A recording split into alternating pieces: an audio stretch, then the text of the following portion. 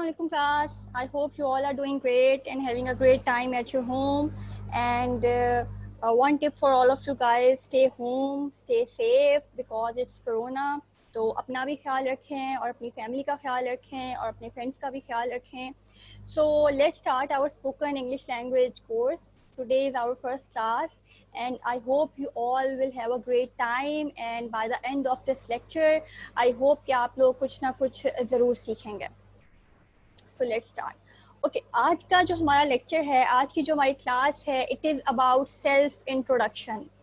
कहीं भी हम जाते हैं, हम इंटरव्यूज़ में जाते हैं, हम अपने फ्रेंड्स से पहली बार मिलते हैं, हम किसी नए लोगों से मिलते हैं, किसी फंक्शन पे मिलते हैं, पार्टीज़ में मिलते हैं, किसी नई क्लास में जाते हैं, तो सबसे पहली चीज़ और सबसे पहला स्टेप जो आता है बोलने का, कम्युनिकेट करने का, वो होता है self introduction. So how to introduce yourself in English. आपने अपने आप का अपना तारुफ कैसे करवाना है सबके सामने इंग्लिश में, और उनकी इस बात का जवाब कैसे देना है when they say tell me about yourself. आप लोगों ने बहुत बार ये सुना भी होगा जब आप इंटरव्यूज़ के लिए अपीयर होते होंगे, चाहे वो इंटरव्यूज़ आपके ऑनलाइन होते हैं, चाहे वो इंटरव्यूज़ आपके वॉक इन होते हैं, स्केड्यूल इंटरव्यूज़ होते हैं, या आप अपने कोई नया कोर्स ज्वाइन करते हैं, नई क्लास ज्वाइन करते हैं, कोई नई जॉब ज्वाइन करते हैं. वहाँ पर सबसे पहले आपसे यही क्वेश्चन किया जाता है, tell me about yourself. So, how to introduce yourself in a better way? I am going to teach you in this lecture step by step in formal ways and informal ways. Formal ways are mostly used at job places.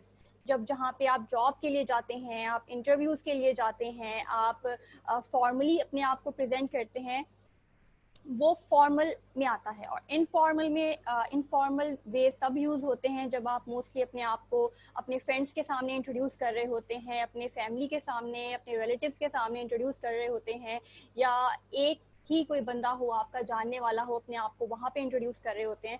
तो informal veg वहाँ आते हैं. तो हम आज formal veg और informal veg दोनों को देखेंगे. So let's start.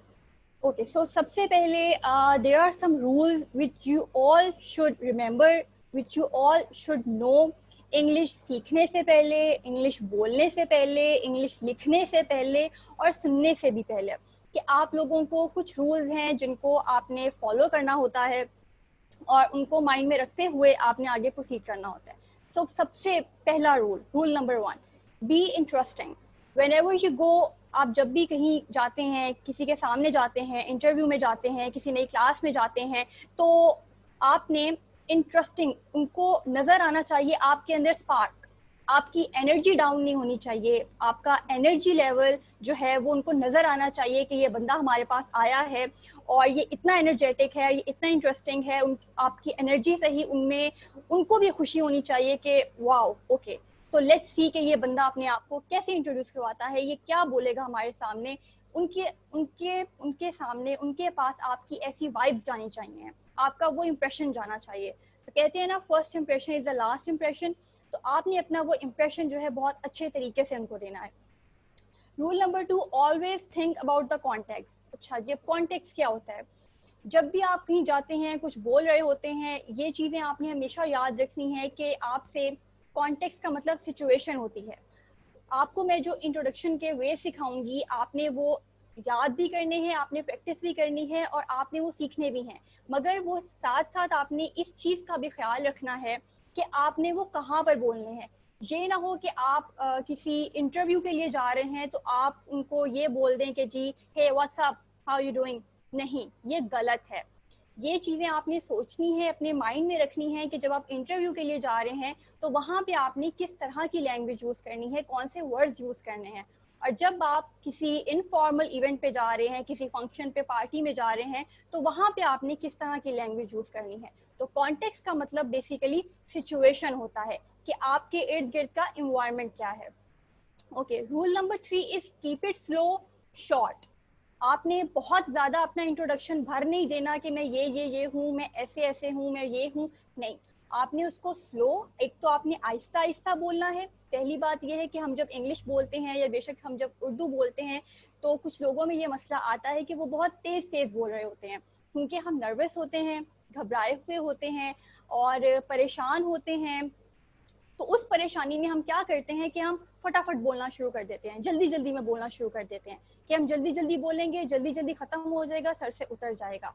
तो नहीं, इस चीज का भी आपने बहुत ख्याल रखना है कि आपने आहिस्ता आहिस्ता अपना जो भी आपने बोलना है उसको अपने माइंड में बिठाना है और फिर आपने उसको बोलना स्टार्ट करना है, आहिस्ता आहिस्ता, कॉन्फिडेंट होकर, और बहुत ज्यादा नहीं बोलना, उसको स्लोली लेकर चलना है। Rule number 4, mind your body language. जिस तरह कि मैंने कहा था कि बॉडी लैंग्वेज का मतलब होता है आप किसी इंटरव्यूअर के सामने हैं, आप अपनी क्लास के सामने हैं, आप अपने फ्रेंड्स के सामने हैं, तो आपने उनकी आई कांटेक्ट मेंटेन करना है। ये ना हो कि आप दीवार को देख रहे हो, आप साइड पे देख रहे हैं, आप इधर उधर देख रहे हैं और आपको समझ नहीं आ रहा है कि क्या करना है। इससे अगले को इंप्रेशन जाएगा, अगर जो भी बंदा आपका इंटरव्यू ले रहा है या आपका कोई टीचर है जो आपसे इंट्रोड्यूस आप अपने आप को इंट्रोड्यूस करने को बोल रहा है, आपके क्लास मेंबर्स हैं, आपके फ्रेंड्स हैं, वो आपकी बॉडी लैंग्वेज देखेंगे, उन्हें पता लग जाएगा ओके ये बंदा तो इस वक्त नर्वस है, ये बिल्कुल भी कॉन्फिडेंट नहीं है, और वहीं से उनका इंटरेस्ट जो है वो बिल्कुल जीरो हो जाएगा। तो इस चीज का आपने जरूर ख्याल रखना है, कॉन्फिडेंट रहना है। Rule number 5, build a relationship, ask a few questions. आपने जब अपने आप को इंट्रोड्यूस करवाना है तो आपने इस चीज का ख्याल रखना है कि आप फ्लो में बोलें। ये ना हो कि आप एक लाइन बोल लें, दूसरी लाइन बोलने की बारी आए तो आप भूल जाएं। मैं बोलूँ कि my name is Atufa Khalid and I am a post graduate from LUMS, उसके बाद मैं बिल्कुल चुप हो जाऊँ कि अगले इंटरव्यूज भी आपको देख रहे हो, आपकी क्लास भी देख रही हो कि व्हाट्स नेक्स्ट, आगे क्या। तो ये भी चीज़ आपने याद रखनी है। इस चीज़ को आप प्रैक्टिस करेंगे तभी सीख पाएंगे। बिल्ड अ रिलेशनशिप का मतलब ये होता है कि आपने कन्वर्सेशन को कंटिन्यू रखना है। आपने जब अपने आप को इंट्रोड्यूस करवा दिया तो आपने देखना है, आप अगले से पूछ सकते हैं कि ओके मैंने इंट्रोडक्शन दे दिया है, व्हाट अबाउट योर सेल्फ। आप उनसे कोई क्वेश्चन पूछ सकते हैं कि आप मुझे अपने बारे में बताएं, तो उनको अच्छा लगेगा। चाहे वो आपकी क्लास होगी, आपके टीचर होंगे, आपका इंटरव्यूअर होगा, they will be more interested in you कि अच्छा इन्होंने मुझसे भी क्वेश्चन पूछा है, और उनके साथ आपका एक रिलेशनशिप बिल्ड हो जाएगा। Okay, rule number 6 is remember about your moral values.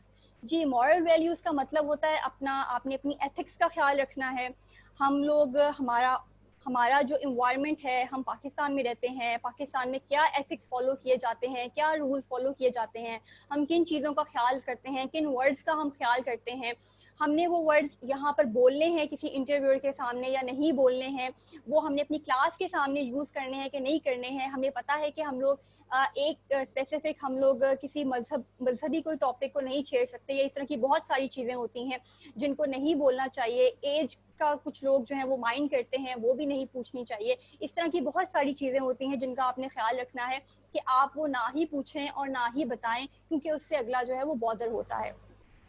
Rule number 7 is learn by heart, practice and practice. आपको जो भी आप सीखेंगे यहाँ से, वो आपने लेक्चर खत्म होने के बाद सोने से पहले या जब भी आपको दिन में मौका मिले, आप इन सारी स्लाइड्स को एक बार गो थ्रू जरूर करिएगा, इनको बार बार पढ़िएगा। जो चीज़ इसमें से समझ नहीं आती है वो आप मुझसे पूछ सकते हैं, अगली क्लास में भी पूछ सकते हैं, और इसको बार बार पढ़ेंगे तो आपको ये चीज़ें जितनी बार आप इसको पढ़ेंगे उतना ज़्यादा आपको ये समझ में आएगा।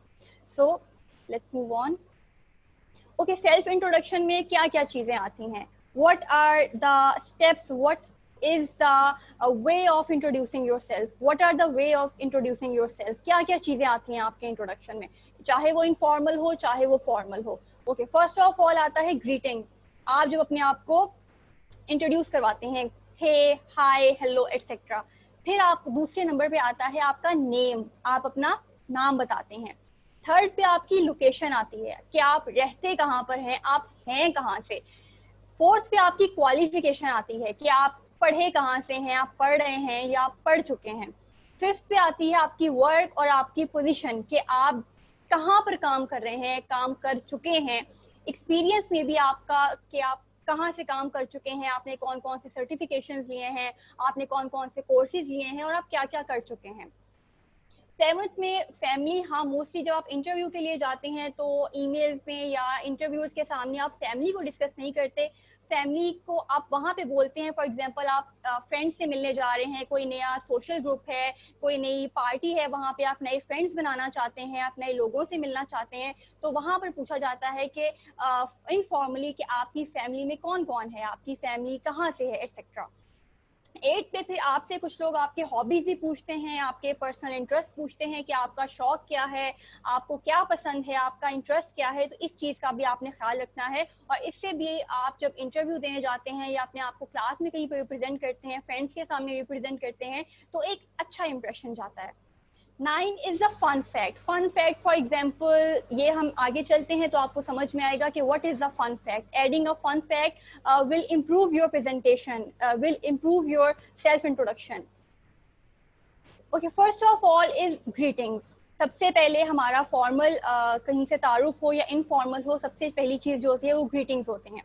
फॉर एग्जाम्पल, मैं जब आपसे बात करना स्टार्ट करती हूँ तो मैं यहाँ से स्टार्ट करती हूँ, हेलो एवरीवन, या hello students, how are you doing? I hope you all are doing fine. I hope you all are doing great. I hope you are having a good time.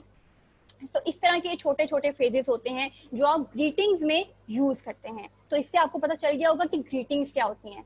इसी तरह formal में जब आप greetings को बोलते हैं तो किस तरह बोलते हैं। फॉर्मल में हेलो, हेलो जो है वो इनफॉर्मल नहीं है, ये फॉर्मल यूज होता है, इनफॉर्मल यूज नहीं होता। बहुत सारी आपने ईमेल्स में भी देखा होगा हेलो यूज होता है। किसी को आप बुलाते हैं या किसी का नाम लिख के उनको ईमेल करते हैं तो आप हेलो से स्टार्ट करते हैं। इसी तरह जब आप कहीं क्लास में जाते हैं, आप कहीं इंटरव्यू में जाते हैं, वहां पे भी अगर आपने खुद को प्रेजेंट करना है तो आप यहाँ से स्टार्ट कर सकते हैं, हेलो।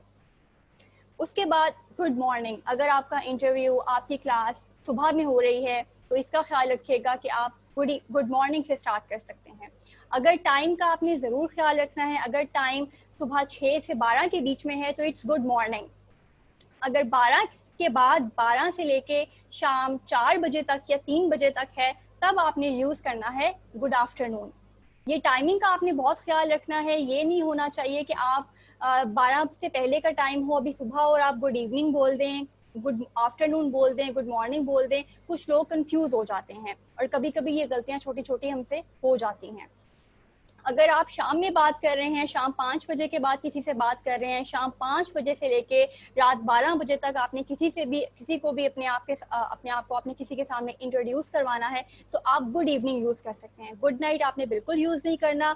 गुड नाइट जो है वो तब बोला जाता है किसी को जब आपने अल्लाह हाफिज बोलना होता है। फॉर एग्जाम्पल, सोने से पहले जब आपकी कन्वर्सेशन बिल्कुल खत्म हो जाती है, आप किसी को अल्लाह हाफिज बोल रहे हैं, तब आप गुड नाइट यूज कर सकते हैं। ये आपने किसी को ग्रीट करने के लिए गुड नाइट बिल्कुल भी इस्तेमाल नहीं करना कि हेलो गुड नाइट, ये बिल्कुल गलत है, ऐसे तो बिल्कुल भी नहीं करना। उसके अलावा बहुत सारे लोग हैं जो आपने देखा होगा अक्सर वो गुड डे भी यूज करते हैं। गुड डे जो है वो आपकी ये जो गुड मॉर्निंग, गुड आफ्टरनून और गुड इवनिंग वाली सारी प्रॉब्लम है, इसको सॉल्व कर देता है। आप किसी से भी मिलें, आप इंटरव्यू देने जा रहे हैं, आप वहां पे जाके कहेंगे हेलो गुड डे। तो ये आपको बिल्कुल सोचना नहीं पड़ेगा कि मॉर्निंग चल रही है, आफ्टरनून चल रहा है या इवनिंग चल रही है। तो इससे आप तकरीबन पूरी तरह से ये आप सेफ एंड साउंड रहेंगे। उसके बाद इनफॉर्मल वेज में कौन सा वे आता है। इनफॉर्मल में आप किसी से बात करते हैं तो हे, हाय, व्हाट्सअप, व्हाट्स गुड। तो आप इस तरह भी बात करते हैं, हे कैसे हैं आप, hi what's up, what's happening, what's good. तो ये आप फ्रेजेस यूज कर सकते हैं, वर्ड्स यूज कर सकते हैं इनफॉर्मली किसी के सामने। फॉर एग्जांपल, आप अपने किसी फ्रेंड से बात कर रहे हैं, आप अपने किसी रिलेटिव से बात कर रहे हैं, तो आप उनके साथ कन्वर्सेशन अच्छी रखना चाहते हैं तो आप ये वर्ड्स यूज कर सकते हैं। Okay, second is the name introduction, how to introduce your name. So यहाँ पर भी हमारे पास फॉर्मल भी है और इनफॉर्मल भी है। फॉर्मल में किस तरह आप अपने नाम को इंट्रोड्यूस करवा सकते हैं।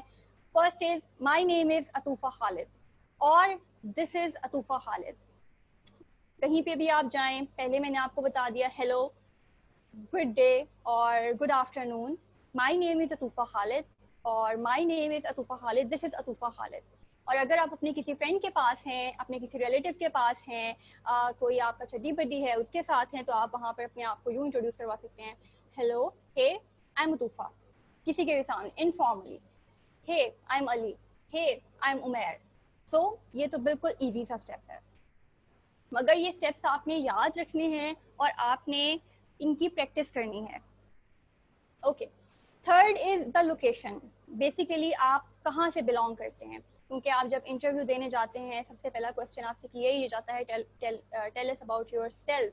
तो वहाँ पर ऑब्वियसली आप उनको अपना एक ब्रीफ इंट्रोडक्शन देते हैं और उसके बाद फिर वो आपसे फर्दर क्वेश्चंस करते हैं। लेकिन हमारा ये सेक्शन जो है वो अभी सेल्फ इंट्रोडक्शन के अबाउट है। हम अपना आगे भी इंटरव्यू में जिस तरह के छोटे छोटे क्वेश्चंस किए जाते हैं उनको भी हम देखेंगे, लेकिन अभी हमारा आज का लेक्चर जो है it's completely on self introduction. Okay, location. Formally location का अगर आपने बताना है तो आप किस तरह बताएंगे? You can say I come from Lahore, और आई कम फ्रॉम इस्लामाबाद, और आई कम फ्रॉम मुल्तान, और you can say I live in Lahore, simple, I live in Lahore, और I live in Multan, I live in DG Khan for example.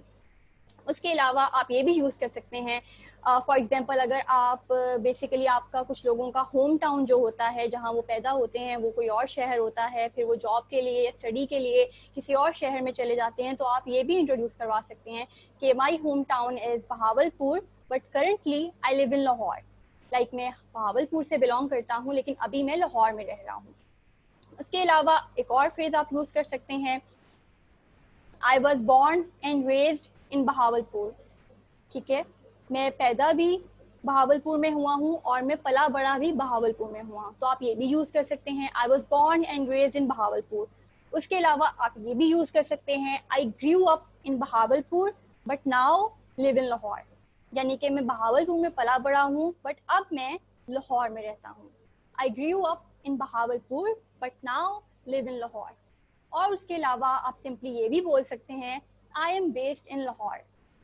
ठीक है, ये भी आपने काफ़ी जगहों पे सुना होगा लोगों को बोलते हुए, लिखते हुए, I am based in Lahore, I am US based, I am Canada based, और I am Multan based, etcetera. इसी तरह इनफॉर्मल, इनफॉर्मल बहुत इजी होता है, आप सिंपली बोल सकते हैं I am from Lahore, simple, I am from Multan. आपको अपना प्रीवियस बैकग्राउंड प्रीवियस बताने की बिल्कुल ज़रूरत नहीं है, आप बस उन्हें सिंपल बताएं कि आप अभी कहाँ पे रह रहे हैं। Hey my name is Atufa, hey it's Atufa, I am from Lahore, simple.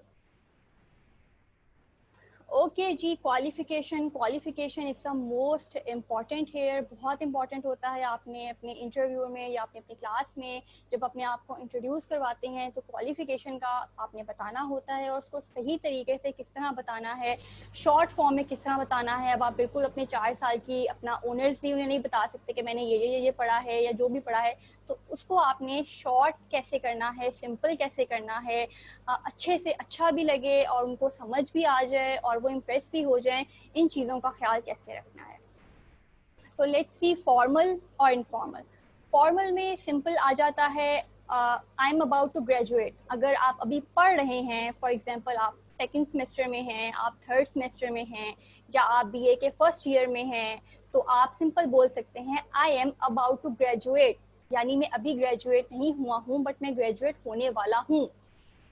उसके अलावा आप ये भी यूज़ कर सकते हैं, I am a biological graduate. ये बायोलॉजी वालों के लिए, बायोलॉजिकल ग्रेजुएट की जगह आप कुछ और भी यूज़ कर सकते हैं। For example I am marketing graduate, और I am a BA graduate, आप ये भी बोल सकते हैं।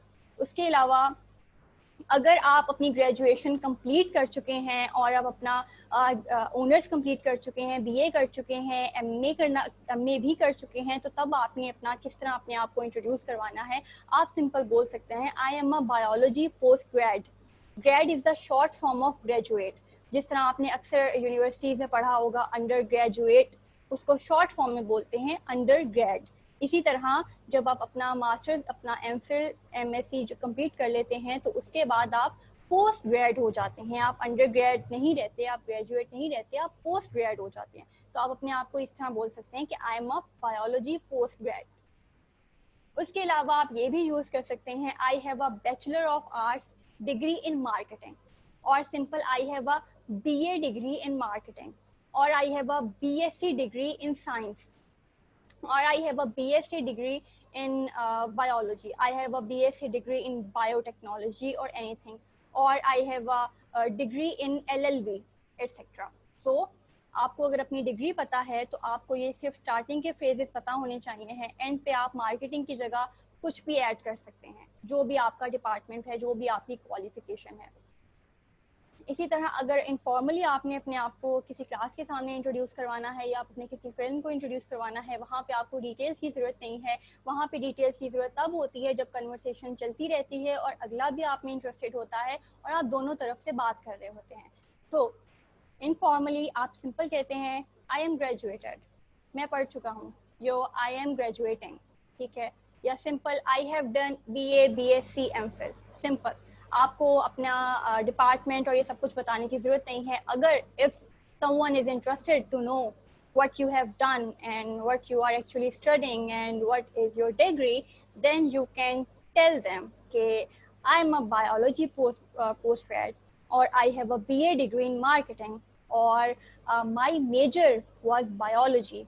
My major कहते हैं आपका वो सब्जेक्ट जो आपको आपका ओवरऑल आपकी डिग्री को डिफाइन करता है। For example sales marketing, for example social media marketing. तो that's how it goes. Okay जी, फोर्थ में हमारे पास आ जाते हैं आपका वर्क। आप क्या काम कर रहे हैं, कहाँ पर काम कर रहे हैं, और जहाँ पर आप काम कर रहे हैं वहाँ पे आपकी पोजीशन क्या है। इसके भी बोलने के और अपने आप को इंट्रोड्यूस करवाने के फॉर्मल तरीका भी होता है और इनफॉर्मल तरीका भी होता है। सबसे पहली चीज़ आपने ख्याल रखना है कि आप काम कहाँ कर रहे हैं और जहाँ आप काम कर रहे हैं वहाँ आपकी पोजीशन क्या है।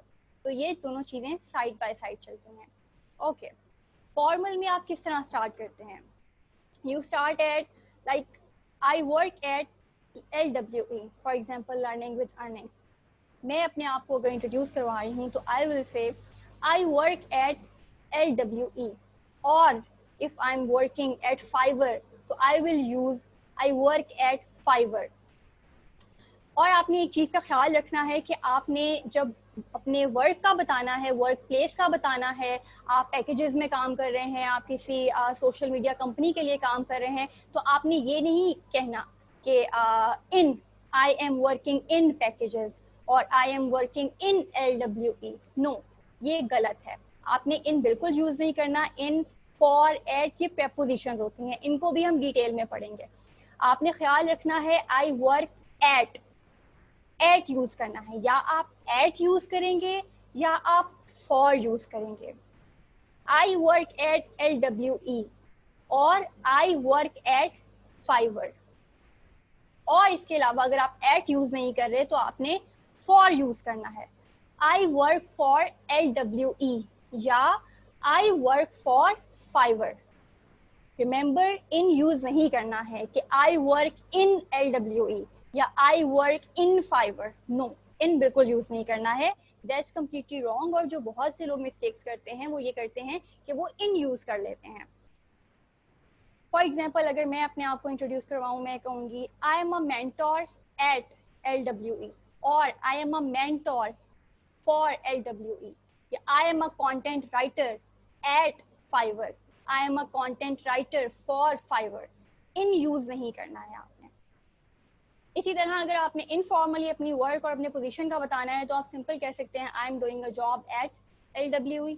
Again, do not use in. Okay. और इसके अलावा अगर आप किसी यूनिवर्सिटी में जॉब कर रहे हैं, आई वर्क इन फैकल्टी। अब यहाँ पे इन यूज होगा, यहाँ पे एट यूज नहीं होगा। एट फैकल्टी कुछ नहीं होता है। फैकल्टी क्या होता है? फैकल्टी आर मेंबर्स जो आपको पढ़ाते हैं, ठीक है। आई वर्क इन फैकल्टी और I work for this thing. I work as a manager, ये शॉर्टेस्ट टर्म्स हैं, ये शॉर्ट फ्रेजेस हैं। जब आप फॉर्मली अपने आप को इंट्रोड्यूस करवाते हैं तो फ्रेजेस, जो एक पूरा आपका फिक्रा होता है, स्टेटमेंट होती है, वो लंबी होती है, उसमें थोड़ी सी डिटेल भी होती है। लेकिन जब अपने आप को आप इनफॉर्मली इंट्रोड्यूस करवाते हैं तो आपको डिटेल्स ऐड करने की जरूरत नहीं होती है। आप उसको शॉर्ट से शॉर्ट यूज करते हैं। For example, I am doing a job at LWE, I work in faculty, I work in sales team, I work as a manager.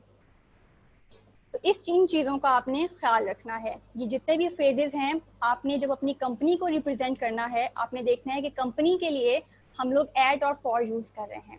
अगर आप अपनी टीम को मेंशन कर रहे हैं, टीम, लोगों की team, sales team, marketing team, तब आपने नहीं लिखना तब आपने इन यूज करना है, तब आपने एट और फॉर यूज नहीं करना कि I work at managing team, no, that's wrong.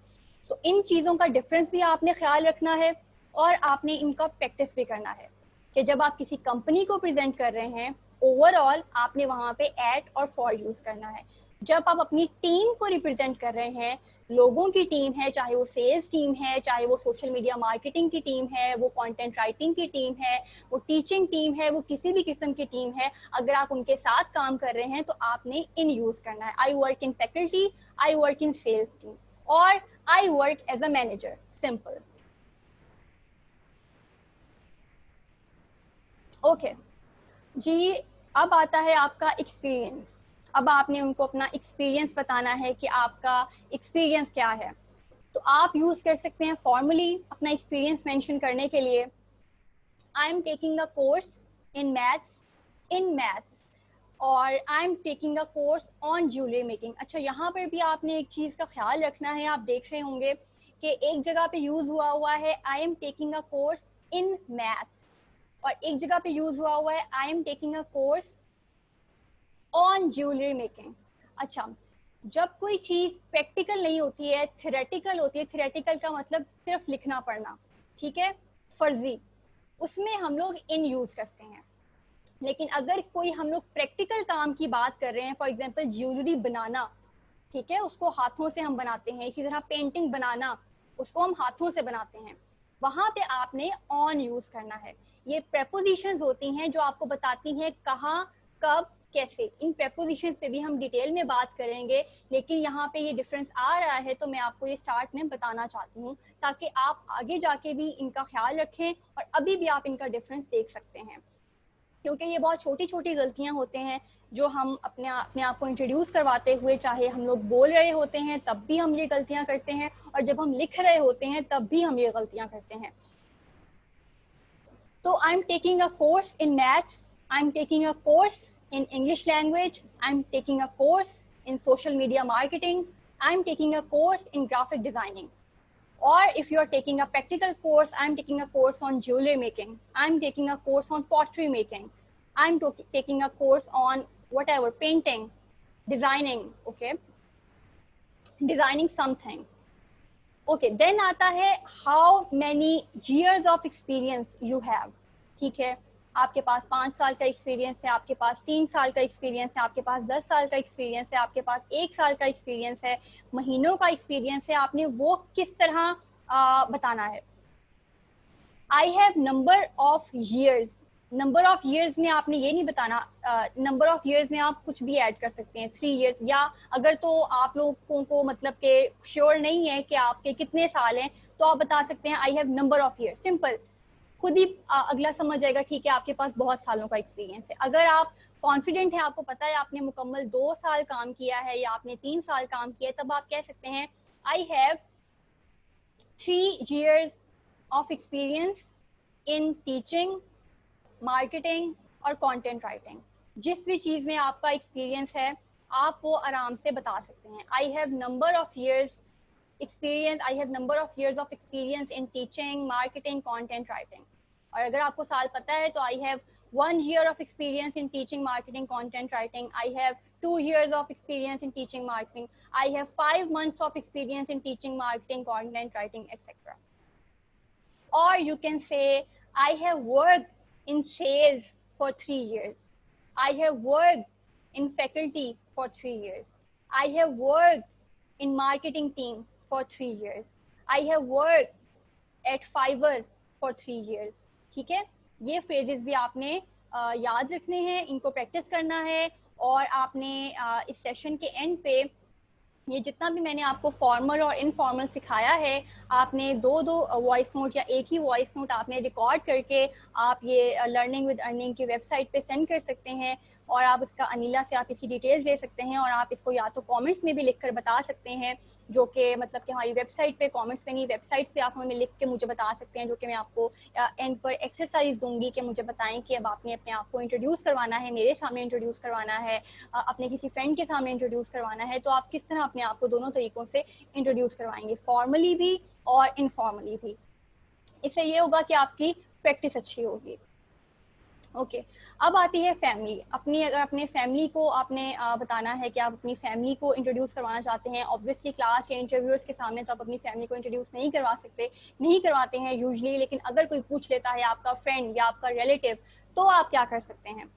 आपने ये बिल्कुल भी नहीं बताना जो मोस्टली लोग करते हैं गलती, we are 5 in a family, या we are 2 in a family, we are 3 in a family, या I have 4 in a family. इस तरह ये फ्रेज बिल्कुल भी यूज नहीं करना है, इट्स इनकरेक्ट। करेक्ट इज कि I am from a family of 4, I am from a family of number 4। ये आपके लिए थोड़ा नया होगा, लेकिन अगर आप इसकी प्रैक्टिस करेंगे तो आप इसको समझ जाएंगे। आप अपने किसी फ्रेंड को बताना चाहते हैं, आप किसी से ईमेल पे बात कर रहे हैं, किसी से आप सोशल मीडिया पे बात कर रहे हैं, तो वहाँ पे आपने अपनी फैमिली को इंट्रोड्यूस करवाना है, या कहीं जा रहे हैं वहाँ पे अपनी फैमिली को इंट्रोड्यूस करवाना है, तो आप ये फ्रेजेस यूज कर सकते हैं, I am from a family of number 4, और या आप ये कह सकते हैं we are a family of 4, या आई एम, आप अपने बारे में बता सकते हैं I M one of 4 siblings, या आई एम वन ऑफ 4। और अगर आपके कोई मतलब आपका सिबलिंग नहीं है, कोई भाई नहीं है, कोई बहन नहीं है, you are the only person in your family, तो आप ये कह सकते हैं I am only child, I am the only child. ठीक है, तो आप ये बोल सकते हैं। ओके, हॉबीज, हॉबीज बहुत इंटरेस्टिंग होती हैं। अगर कोई इंटरव्यू हो या आपकी क्लास हो, तो पहले वाला सेशन जो है वो काफ़ी वैसे बोरिंग भी होता है कि अपना नाम बताते हैं, अपनी क्वालिफिकेशन बताते हैं, कहाँ से हैं, तो उसमें आपने अपना इंटरेस्टिंग फैक्टर कैसे ऐड करना होता है, उसके लिए हॉबीज़ जो हैं वो बहुत इंपॉर्टेंट रोल प्ले करती हैं। कोई आपसे पूछे तब भी आप बता सकते हैं, और अगर कोई आपसे ना पूछे तब भी आप ऐड कर सकते हैं। उससे क्या होगा कि अगले के सामने आपका एक अच्छा और एक ईजी सा इंप्रेशन जाएगा। तो आप अपनी फॉर्मली अगर आपने अपनी हॉबीज को इंट्रोड्यूस करवाना है, तो आप कह सकते हैं कि I am a big fan of cricket, या I am a big fan of football, I am a big fan of badminton, whatever game you like और whatever you like, I am a big fan of sketching, या I am a big fan of movies, और you can say I am अ कीन runner. कीन का मतलब होता है कि बेहद, पैशनेट, बहुत शिद्दत के साथ। ठीक है, तो आप ये भी बता सकते हैं कि आई एम अ कीन रनर, और आई एम अ कीन स्केचर, और आई एम अ कीन राइटर। तो ये भी आप यूज कर सकते हैं। इस पूरे वर्ड को आप याद कर लें, और बाद में एंड में आपकी जो भी हॉबी है आप उसको ऐड कर सकते हैं और अपने आप को बेहतर तरीके से प्रेजेंट कर सकते हैं। इनफॉर्मली आप क्या कहते हैं? आई लाइक रनिंग, और आई रियली इंजॉय क्रिकेट, और आई लाइक पेंटिंग। सिंपली आपको फॉर्मल वेज में जाने की कोई जरूरत नहीं है, I am a big fan of this और दिस। आप सिंपली कहते हैं आई लाइक पेंटिंग, और I like cricket, I like running, और I like fitness, I like gym, etcetera. Okay, so fun fact. अच्छा, ये भी एक बहुत मजे की चीज होती है कि फन फैक्ट क्या है। आप कहीं पे इंटरव्यू के सामने हैं, मेरे प्रोफेसर थे लाम्स में, जिन्होंने अपने आप को, हमारा इंट्रोडक्शन लिया था, उन्होंने अपने आप को इंट्रोड्यूस करवाया, और फिर उन्होंने पूछा कि आप अपने आप को कैसे इंट्रोड्यूस करवाएंगे। आप इंट्रोड्यूस करवाने के बाद बताएं मुझे कि आप मेरा सब्जेक्ट क्यों ज्वाइन करना चाहते हैं। तो सबके अपने अपने रीजन थे, और वो बहुत मजे का एटमॉस्फेयर क्रिएट हो गया था। किसी ने कहा कि मुझे आपसे पढ़ना था, किसी ने कहा कि मेरे पास कोई और चॉइस नहीं थी, कोई और सब्जेक्ट नहीं था, I was out of options, और something something, I wanted to learn something new. तो डिफरेंट, मतलब कि उनका पर्पज ये था कि वो क्लास का एटमॉस्फेयर थोड़ा सा कूल क्रिएट करना चाहते थे, कि बच्चे जो हैं वो नर्वस हुए हैं, लेक्चर स्टार्ट करने से पहले वो ईजी हो जाएं, और उनकी आपस में कम्युनिकेशन रिलेशनशिप बिल्ड हो जाए। तो इसी तरह फन फैक्ट में आप एंड पे उन्हें बता सकते हैं कि फॉर एग्जांपल मैं अपने आप को बता सकती हूँ आई एम वेरी टॉकेटिव, मैं बहुत बोलती हूँ, या मैं उन्हें कह सकती हूँ I love to sing, I love to sing but I am a bad singer, और I am a very good singer, I love singing. और आप ये बता सकते हैं I am a food lover, I love to eat. और आप कह सकते हैं अपना कोई मतलब के शौक बता सकते हैं, I love to collect coins, I am a coin collector. और सम पीपल इतने मतलब के काफ़ी बड़े हो जाते हैं, they still love to watch cartoons, so you can say कि I love cartoons, I still have cartoon characters my favorite. or you can tell them of your fears कि मुझे I'm afraid of heights, या I'm afraid of something, I'm afraid of night, और या I'm afraid of water। आप ये चीज़ भी use कर सकते हैं। उसके अलावा आप ये भी यूज़ कर सकते हैं, if you are a pet lover, आपको बिल्लियाँ पालने का शौक है या आपको जानवर तोते वगैरह पालने का शौक है, तो आप ये भी बता सकते हैं कि I am a pet lover. तो इससे अभी आपका इंप्रेशन जो है वो आपके इंटरव्यूअर्स के सामने बहुत अच्छा जाएगा और वो बहुत उनके सामने बहुत इजी गोइंग और बहुत फ्लो जाएगा। वो कहेंगे अच्छा ये बंदा बहुत कॉन्फिडेंट है और इसको अपने बारे में, इसने हमें अपनी क्वालिफिकेशन, फैमिली, लोकेशन, हर चीज़ बता दी है और इसने अपने बारे में इंटरेस्टिंग फैक्टर्स भी बताए हैं, तो दे विल लव इट।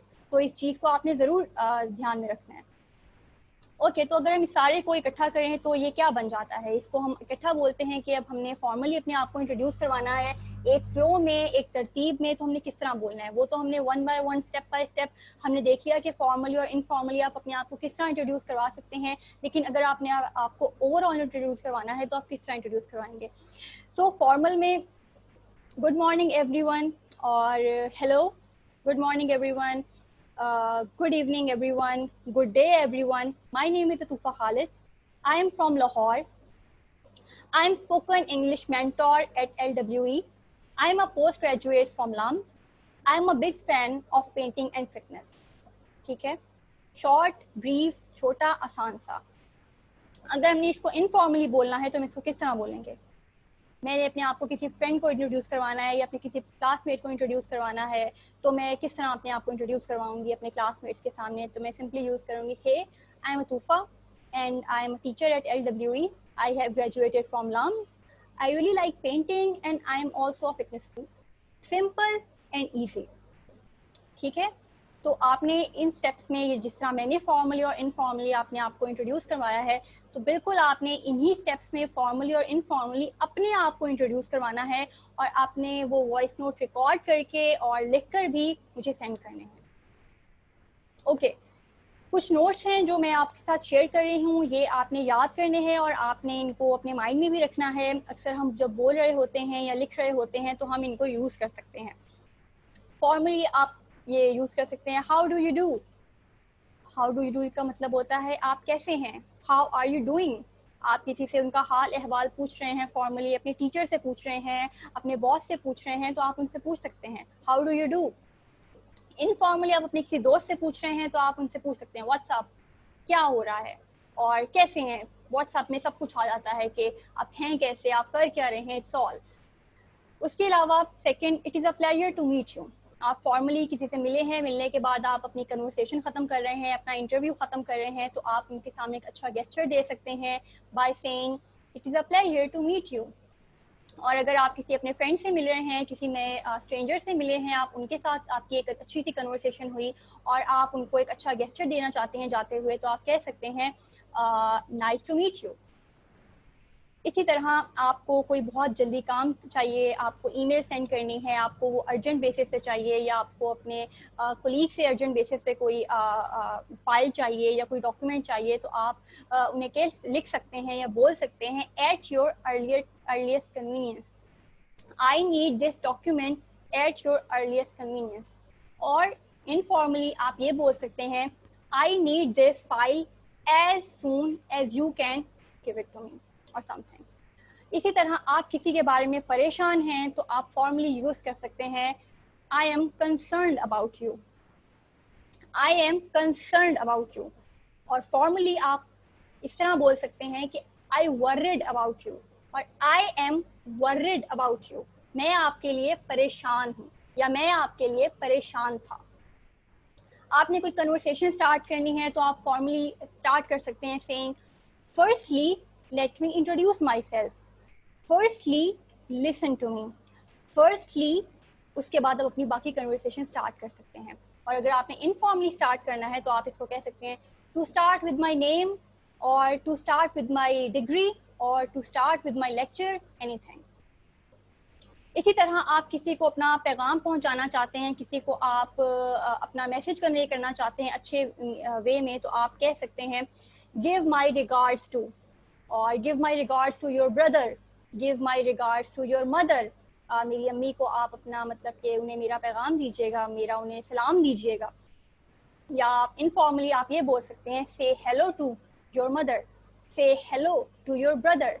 ठीक है, उसके अलावा आप ये यूज़ कर सकते हैं, आप किसी के लिए परेशान हैं और आपने किसी से काफ़ी अरसे से आपकी बात नहीं हुई है, आप अपने दोस्त से बात कर रहे हैं कि वो हमारा कोलीग था, आंसर वो आया नहीं है, तो आप इस तरह कह सकते हैं, फॉर्मली अपने बॉस से पूछ सकते हैं, have you heard from her lately? आपने उनके बारे में कुछ सुना है इतनी देर से? Have you heard from her lately? और हर्ड, और अगर आपने फॉर्मली बोलना है इनफॉर्मली तो आप यूज़ कर सकते हैं हर्ड फ्रॉम हर लेटली। इसी तरह आपने फॉर्मली किसी को पूछना है कि आपने किसी को देखा है, ऑफिस में आप अक्सर देखते हैं कि आपने अंसर को देखा है, आपने अली को देखा है, तो आप ये यूज़ कर सकते हैं, हैव यू सीन टॉम? और अगर आप इनफॉर्मली इसको छोटा करना चाहते हैं, सिंपल और शॉर्ट करना चाहते हैं, तो आप यूज़ कर सकते हैं सीन टॉम सिंपल क्वेश्चन मार्क। इससे भी उनको पता चल जाएगा कि आप क्या बात कर रहे हैं। इसी तरह आप अगर किसी से अपनी कन्वर्सेशन कर रहे हैं, अपने ऑफिस में उनसे बात कर रहे हैं, तो आप उनके किसी पॉइंट से एग्री कर रहे हैं, तो आप यूज़ कर सकते हैं, I agree with my colleague Anna that she is doing perfect, that she has a great idea. और अगर आपने इसको इनफॉर्मली छोटा बोलना है इनफॉर्मली, तो आप इसको कह सकते हैं, Anna is right, Ali is right, और अहमद इज़ राइट, और इकरा इज़ राइट। इसी तरह आप फ़ोन पर किसी से बात कर रहे हैं, तो आपने किसी को बताना है कि आपकी किसी से कोई गुफ्तगू हुई है, कन्वर्सेशन हुई है और आपने कुछ डिसाइड किया है, तो आप यूज़ कर सकते हैं, as per our telephone conversation on today's date. ये बहुत लंबा है, इसको अब छोटा कैसे बोलना है, as we discuss this morning. हमने जैसे कि सुबह बात की थी, हमने फ़ोन पे बात की थी, हमने डिस्कस किया था फ़ोन पे, तो आप इसको भी यूज़ कर सकते हैं। और कुछ वोकेबलरी के वर्ड्स हैं जो आपने आज मैं आप लोगों को सिखाऊंगी, या आपने प्रैक्टिस भी करनी है, जिस तरह के बाकी आपने लेक्चर प्रैक्टिस करना है, इसी तरह आप ये वर्ड्स हैं जो आप अपने इंटरव्यू के लिए इसको प्रिपेयर कर सकते हैं, इनको याद कर लें। जिसमें आता है versatile, he is a versatile person. Versatile का मतलब होता है मल्टी टैलेंटेड, एक बंदा जो किसी भी इन्वायरमेंट में खुद को एडजस्ट कर लेता है। फॉर एग्जाम्पल वो कंटेंट राइटिंग भी कर सकता है, वो सोशल मीडिया मार्केटिंग भी हैंडल कर सकता है, और वो सेल्स टीम में भी जा सकता है, तो उस बंदे को हम कहते हैं versatile, he is a versatile person. इसी तरह सेकेंड वर्ड है easy going, I am an easy going person. Easy going का मतलब होता है रिलैक्स्ड, पेशेंट, बिल्कुल सुकून, टॉलरेंट जिसमें बर्दाश्त होती है, सब्र होता है, इजी गोइंग पर्सन। तो आपने ये छोटे छोटे फ्रेजेस, ये छोटे छोटे वर्ड्स जो हैं, ये आपने सुने होंगे ऑफिस लाइफ में, जॉब लाइफ में, फ्रीलांसिंग नेटवर्क पे, स्कूल्स में, कॉलेजेस में ये अक्सर यूज होते हैं, और इंटरव्यूज में तो ये बहुत ज़्यादा यूज होते हैं। ये एडजेक्टिव्स हैं जो आपको अपने अपने आप को किसी के सामने प्रेजेंट करना है, तो वो आपसे पूछें कि आप अपने बारे में कोई अच्छी बातें बताएं, कोई अच्छे 5-4 वर्ड्स बताएं, अपने आप को आप कैसे डिफाइन करेंगे, क्या स्किल्स हैं, तो आप कहेंगे I'm a versatile, easygoing and solution-oriented person. Or I'm a determined team player and creative person. तो solution oriented का मतलब होता है कि आप तब तक नहीं सोते हैं जब तक आपको किसी चीज़ का आंसर नहीं मिल जाता। और जो आपके इंटरव्यूअर्स हैं, जो आपके इन्वेस्टर्स हैं, जो आपके बॉस हैं, वो इन चीज़ों को देखते हैं कि आपके अंदर क्या ये सब चीज़ें हैं या नहीं हैं। तो आपने इनकी भी ज़रूर प्रैक्टिस करनी है। इसी तरह determined का मतलब होता है सेट, फिक्स्ड, फर्म, तहैया किया हुआ है, एक जगह से हिलने नहीं वाला, कि एक चीज का ठान ली है तो करके रहना है, ये मतलब होता है डिटरमिन का। I am determine to go for PhD abroad, इस तरह भी यूज कर सकते हैं। टीम प्लेयर का मतलब होता है टीम के साथ चलने वाला, यानी कि I am a team player, मैं अकेला काम नहीं करता हूँ, मेरे साथ जितने भी कोलीग्स हैं मैं उनके साथ मिलकर काम करता हूँ। क्रिएटिव, क्रिएटिव का मतलब having unique ideas, I am really creative, I am really creative at my work. I am really creative in my teaching way. So you can use it in many ways. Open minded, open minded का मतलब होता है liberal. आपने सुना होगा liberal word, अक्सर ये बहुत liberal है, ये बहुत open minded है। इसका मतलब होता है किसी दूसरे के कल्चर को, किसी दूसरे के ओपिनियन को, उनके ख्यालात को एक्सेप्ट करना, कबूल करना, कि वो जो भी सोच रहे हैं, अच्छा सोच रहे हैं, बुरा सोच रहे हैं, लेकिन आप उसको एक्सेप्ट कर रहे हैं। ठीक है, बीइंग अ पर्सन। क्योंकि आप जॉब की जगह पे जाते हैं, वहाँ पे काफ़ी सारे लोग होते हैं जो आपके कल्चर से बाहर होते हैं, इस तरह के बहुत सारे लोग मिलते हैं। फ्रेंडली, फ्रेंडली का मतलब आप हर किसी से अच्छे से बात करते हैं, प्यार से पेश आते हैं एंड ऑल। तो आपने ये वर्ड्स यूज़ करने हैं, याद करने हैं, और मैं आपसे ये कल पूछ भी सकती हूँ। तो आपका होमवर्क क्या है, आपने नोटबुक लेनी है और आपने अपने आप को तकरीबन 4 तरीकों से इंट्रोड्यूस करवाना है। फॉर्मल सिचुएशन में, फॉर एग्जांपल आप जॉब इंटरव्यू के लिए जा रहे हैं, और दूसरा आप किसी फंक्शन पे जा रहे हैं, पार्टी में जा रहे हैं, और वहाँ पे आपको अपना दोस्त मिल गया है, और फिर और आपने अपना फन फैक्टर भी शेयर करना है। आप जो भी हैं, आपको जो भी लगता है कि आप ये चीज़ ऐड करेंगे तो आपका इंटरव्यू जो है वो ज़बरदस्त हो जाएगा। वो अच्छी चीज़ भी हो सकती है, वो बुरी चीज़ भी हो सकती है, बहुत बुरी भी नहीं होनी चाहिए कि आप उन्हें कहेंगे जी मैं तो निकाला गया जॉब से, नहीं, ये बिल्कुल भी नहीं कहना। तो ख्याल रखिएगा, फन फैक्ट का मतलब है अच्छी बात, ठीक है, जो आपका मतलब के इम्प्रेशन अच्छा करें। So that's all for today. तो अगर कोई क्वेश्चंस हैं तो आप कमेंट्स में पूछ सकते हैं। Thank you.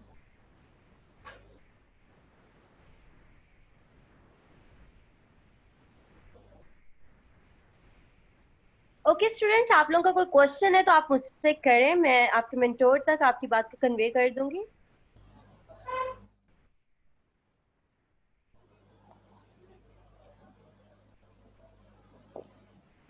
मैम, एक स्टूडेंट का मैसेज है, अमेजिंग लेक्चर।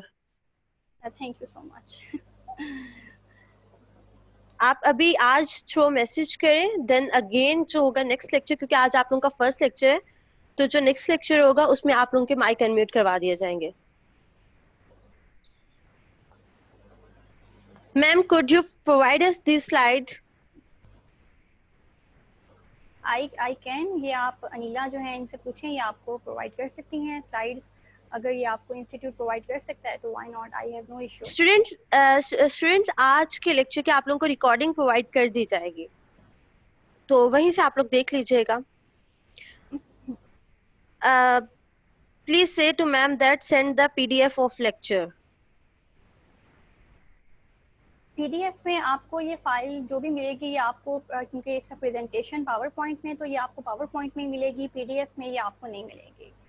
तो आपको ये रिकॉर्डेड लेक्चर मिल जाएगा, तो आप इसको जो भी है जैसे भी सीखना होगा आप लेक्चर से सीख सकते हैं। पीडीएफ वर्जन में ये आपको नहीं अवेलेबल होगा। मैम, एक स्टूडेंट है मुसरत हुसैन, वो कह रही है कि अगर फॉर्मल और इनफॉर्मल वर्ब्स भी बता दें तो अच्छा होगा। फॉर्मल वर्ब्स या वर्ड्स? Verbs verbs. वर्ड्स पे भी हम आएंगे। अभी ये बिल्कुल मैंने इंट्रोडक्शन स्टार्ट किया है, तो अभी हम बिल्कुल ये वो टेंसेस, वर्ब्स और एडजेक्टिव्स पे भी हम आएंगे विद टाइम ऑन। लेकिन अभी मेरा मकसद आप लोगों को इंट्रोडक्शन का सिखाना था, तो आप अभी इस पे फोकस करें। फिर साथ साथ हम लोग वर्ब्स पे भी आएंगे, नाउन्स पे आएंगे, एडजेक्टिव्स पे आएंगे, प्रपोजिशंस पे आएंगे, टेंसेस पे भी आएंगे। ओके मैम, एक स्टूडेंट पूछ रहे हैं कि आप वो अपना होमवर्क कहाँ सबमिट करवाएंगी, तो मैं उन्हें बता दूं कि आप लोगों का जो ग्रुप बना है आज, वहाँ पे आप लोग अपना होमवर्क सबमिट करवाएंगे। वहाँ पे नहीं तो आप लोग को जो फेसबुक ग्रुप आप लोगों ने ज्वाइन किया, आप लोग वहाँ पे अपनी जो असाइनमेंट है वो सबमिट करवाएंगे। मैम, एक स्टूडेंट है, वो ये पूछ रही है कि टेंसेस इंक्लूड होंगे इस कोर्स में? बिल्कुल टेंसेस इंक्लूड होंगे, पास्ट टेंसेस, प्रेजेंट टेंसेस और future tenses.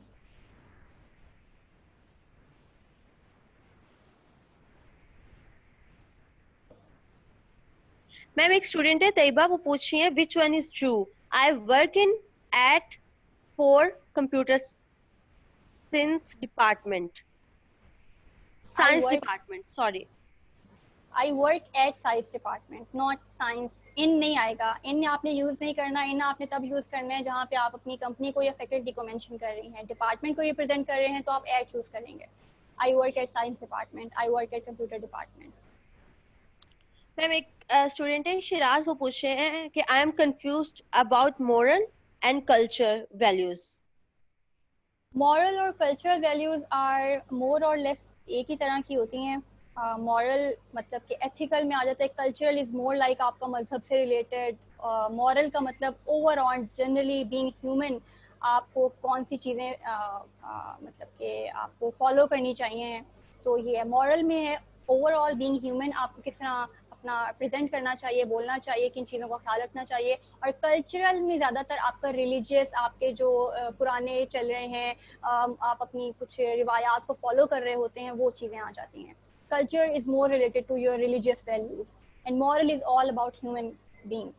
Okay ma'am, thank you. आज का लेक्चर हम लोग यहीं एंड करते हैं क्योंकि टाइम ओवर हो चुका है। ओके जी, अल्लाह हाफिज़, सी थैंक यू यू, इन अल्लाह हाफिज। Okay students.